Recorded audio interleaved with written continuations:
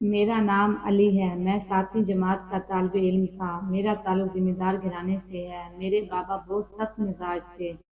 میرے بابا کو اپنی جائیداد سے بہت پیار تھا۔ میری امی ایک غریب گھرانے سے تھی، جس کی وجہ سے میری دادی میری امی کو روز باتیں سناتی رہتی تھی جو مجھے ناپسند تھا۔ وہ ہر وقت یہ کہتی رہتی تم اپنے میکے سے لائی کیا ہو۔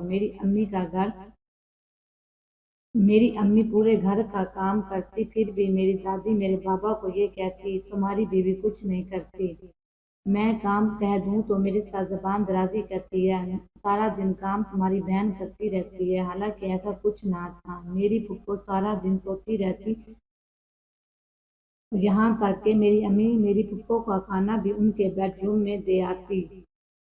ایک دن میری دادی میرے بابا کو میری امی کے خلاف باتیں کر رہی تھی جو میں سن رہا تھا، تو مجھے غصہ بھی آ رہا تھا، لیکن میں کیا کرتا۔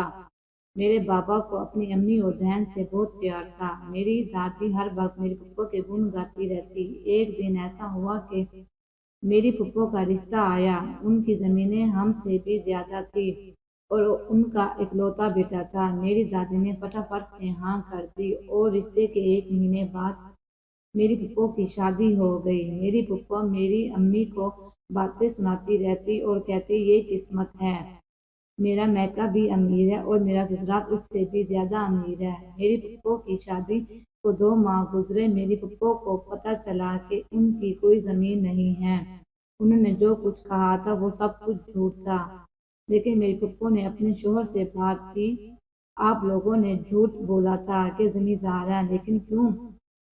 میری پھپھو کے شوہر نے میری پھپھو کو سمجھایا کہ میں تم سے بہت پیار کرتا تھا، میں نے اس لیے زمینوں کا لالچ دیا، تمہارے رشتے کی ہاں کر دی جائے گی۔ پھر میں نے جیسا سوچا ویسا ہی ہوا۔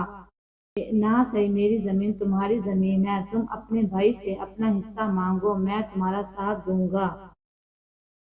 میری پھپھو نے یہ سن کر کہا میں ایسا نہیں کروں گی، میرا بھائی مجھ سے بہت پیار کرتا ہے، میں ایسے کیسے کروں، ان سے حصہ مانگ لوں۔ میری پھپھو کے شوہر نے کہا تمہاری مرضی۔ میری پھپھو کا شوہر چلا گیا۔ میری پھپھو نے سوچا کہ اس دلدل میں پھینکنے والے میری ماں اور میرا بھائی ہے۔ جب انہوں نے رشتہ کرتے وقت پوچھ تاچھ نہیں کی تو میں کس چیز کا خیال رکھوں۔ تو میری پھپھو نے اپنے شوہر سے کہا ٹھیک ہے تم آج مجھے میری امی کے گھر لے جاؤ۔ تو میری پھپھو نے میری دادی کو سب باتیں بتائی اور کہا مجھے میرا حصہ دیں، بھائی کو کہیں۔ میری دادی نے یہ ناممکن، تمہیں اپنے بھائی کی عادت کا پتہ ہے، اس کو اپنی جائیداد سے بہت پیار ہے، وہ نہیں دے گا۔ میری پھپھو کہنے لگی میں اپنا حق مانگ رہی ہوں، مجھے میرا حق چاہیے۔ ماں کس حق کی بات کرتی ہو، یہ سب تمہارا باپ اپنے جیتے جی تمہارے بھائی کو دے گیا ہے۔ اس طرح کرتے کرتے ہمارے گھر بہت زیادہ لڑائی جھگڑے ہونے لگے، ہر آئے دن لڑائی ہمارے گھر ہوتی تھی، ہمارا گھر جہنم بن چکا تھا۔ ایک دن میرے پھپھا نے میرے بابا سے بات کی تو میرے بابا کہا تم کون ہوتے ہو، میری بہن کا حق مانگنے والے، تم نے ہمیں دھوکہ دیا، ہم چپ کر گئے، اب تم نے میری بہن کو میرے خلاف کر دیا۔ اس طرح کرتے کرتے بات بہت زیادہ بڑھ گئی۔ میرے پھپھا نے جذبات میں آ کر میرے بابا کا قتل کر دیا اور میرے بابا جان کے دوست وہاں پر موجود تھے، انہوں نے فوراً پولیس کو فون کیا، موقع پر پولیس آ گئی اور پھپھا کو لے گئی۔ اس طرح کرتے میرے پھپھا کو عمر قید کی سزا سنائی گئی اور ادھر میری پھپھو نے ہم سب کو گھر سے باہر نکال دیا۔ کچھ سال بعد میری پھپھو نے پولیس والوں کو پیسہ کھلا کر میرے پھپھا کو رہا کروا لیا۔ میری دادی اور میری امی ہم سب کو اپنی امی کے گھر لے گئی۔